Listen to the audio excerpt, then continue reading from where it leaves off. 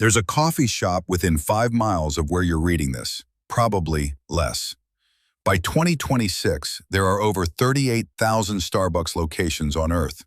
That's more Starbucks than there are McDonald's, Burger Kings, or post offices in most countries. But it didn't always look like this. In 1971, just one tiny shop in Seattle started everything, and the founders almost named it Pequod. This is the story of how a handful of coffee chains went from local curiosities to a $400 billion global industry. How a Chinese chain you've probably never heard of crushed Starbucks in store count. How Coca-Cola paid $5.1 billion for a British chain you might not recognize. And how the entire industry came within months of collapsing during the pandemic. If you love seeing how empires rise and fall, stick around. This one gets wild. Let's start in 1990. In 1990, the global coffee chain industry barely exists as we know it today. Starbucks has 84 stores, all in the United States. Dunkin' Donuts dominates the East Coast with over 1,500 locations, but mostly sells donuts, not coffee culture. Tim Hortons rules Canada with 500 stores. The rest of the world? You'd have to find an independent cafe, and good luck finding one that knows what a latte is. Howard Schultz takes Starbucks public in 1992. The stock price is at $17 on opening day. By the end of 1992, Starbucks has 165 stores and is about to do something no coffee chain has ever done. In 1995, Starbucks crosses 600 stores. They've entered Japan. The first international Starbucks opens in Tokyo, and the line stretches around the block. Honestly, I had no idea how big that moment was at the time. It changed coffee chain economics forever. Japan proves that the American coffee shop experience translates globally. By 2000, Starbucks has 3,500 stores. They're opening one new location every single day. McDonald's is watching nervously. So is one British chain that's about to take the European market by storm. Costa Coffee. Founded by two Italian brothers in London back in 1971, the same year as Starbucks. By 2000, they have 250 stores, mostly in the UK. They're profitable, beloved, and quietly building an empire. Meanwhile, Dunkin' has 5,000 stores, but they're shifting strategy. Coffee is now their lead product, not donuts. The America Runs on Dunkin' campaign launches in 2006 and changes everything. Quick, drop a comment which coffee chain you go to most. Curious how this watches across countries. By 2005, Starbucks has 10,000 stores. Costa has 500. Dunkin' has 6,000. And in China, a brand new chain called Luckin Coffee doesn't even exist yet. But it will. And it'll come for Starbucks' throne in ways nobody sees coming. In 2008, the financial crisis hits. Starbucks does something almost no chain has ever done. They close 600 stores in a single year. Howard Schultz returns as CEO. The brand wobbles. Wall Street thinks Starbucks is over. It's not. By 2010, Starbucks has rebounded to 17,000 stores. Mobile ordering launches. The Starbucks app becomes the most used payment app in America for almost 5 years, beating Apple Pay. Yes, really.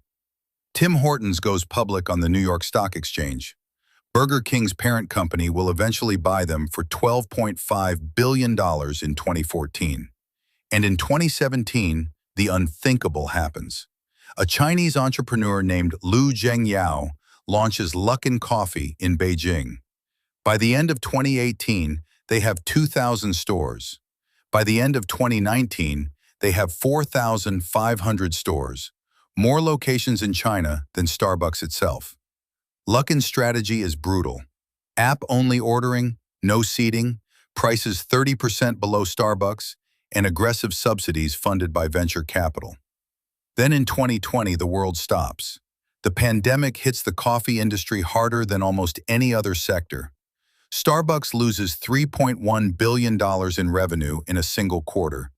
Costa, now owned by Coca-Cola, yes, Coca-Cola bought Costa for $5.1 billion in 2018. We'll get there. Closes thousands of stores temporarily. Tim Hortons loses 30% of revenue overnight. But the chains that survive come back stronger. And here's where it gets interesting.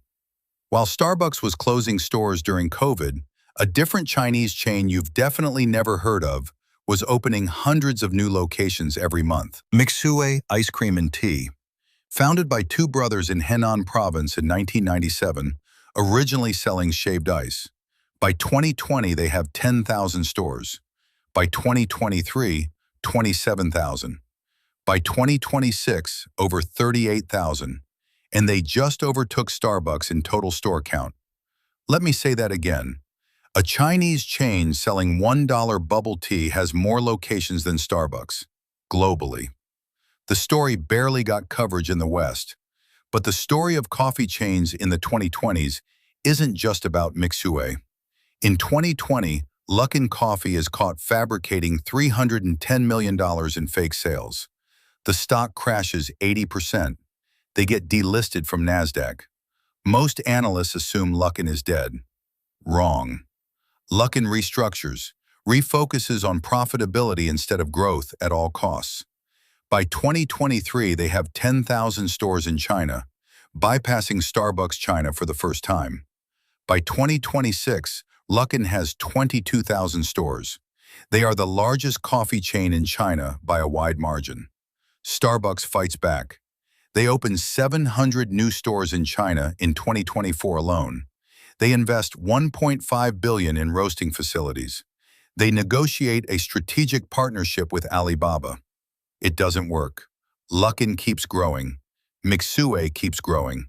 Chinese consumers prefer local brands at local prices. By 2026, here's where everyone stands. Starbucks remains the global revenue leader at $38 billion annually. But in store count, they're third behind Mixue at 38,000 and Luckin at 22,000. Costa Coffee, now part of Coca-Cola, has quietly grown to 5,000 stores worldwide, expanding aggressively into China and India. Dunkin' has 13,500 stores, mostly American, doubling down on speed and convenience. Tim Hortons holds Canada with 5,300 stores, but has struggled internationally. The 2017 expansion into China is a footnote at best. McCafe, yes, McDonald's coffee program counts as a chain, quietly serves more coffee daily than anyone except Starbucks. Including their drive-through coffee, McDonald's has effectively built the world's largest coffee operation. They just don't market it that way.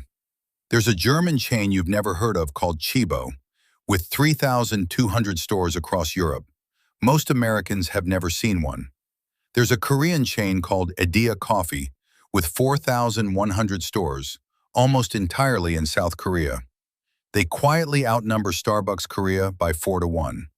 And there's a chain in India called Cafe Coffee Day, which peaked at 1,750 stores before its founder died in 2019 under mysterious circumstances. The chain has been struggling ever since. So what does the global coffee map look like in 2026? If you're in the US, overwhelmingly Starbucks and Dunkin', with strong McCafe penetration. If you're in Canada, Tim Hortons dominates, period. If you're in the UK, Costa leads, with Starbucks second and Pret-a-Manger surging. If you're in continental Europe, Chibo in Germany, local chains everywhere else. If you're in China, Mixue, Luckin, and Starbucks in that order. Manner Coffee rising fast in Tier 1 cities. If you're in Japan or Korea, local chains plus Starbucks in major cities. If you're in India, Cafe Coffee Day struggling, Starbucks growing slowly, local chains expanding. If you're in Brazil or Africa or Latin America, Starbucks is barely present. Most coffee is consumed at independent cafes, gas stations, or homes. Despite Brazil producing more coffee beans than any country on earth. Which brings us to the real question. Which coffee chain wins the next decade? The smart money is on Mixue. They have the model, ultra-low prices, aggressive franchising, geographic concentration in Asia, where coffee culture is growing fastest.